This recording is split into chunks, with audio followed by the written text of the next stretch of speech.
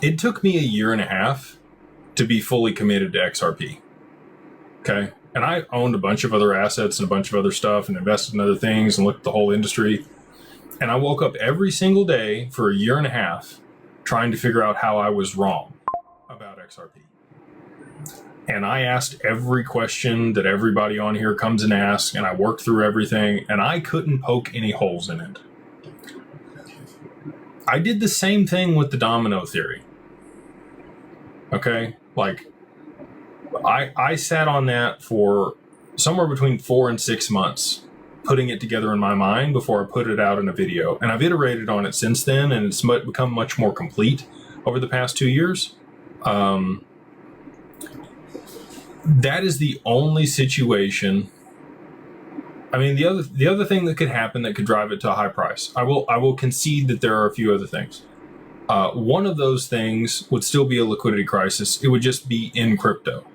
So if Tether, unprompted by the reverse carry trade somehow, was depegged or sanctioned, that could also elicit huge demand for XRP across the exchanges, very similar to the Shane Ellis theory that was put out. And that's part of my domino theory. I think that will happen during all of this to drive additional demand to push it to even higher prices to be able to settle the back end of the stock market.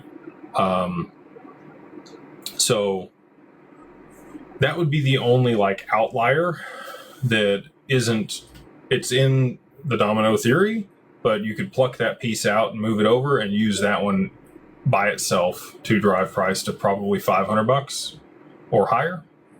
But outside of that circumstance, just another ETF from BlackRock's not going to do it. Without institutional demand for the settlement of the back end of the stock market and these other applications, it's not going to do it. Without the need to be able to rebalance balance sheets globally to offset debt, they're not going to do it.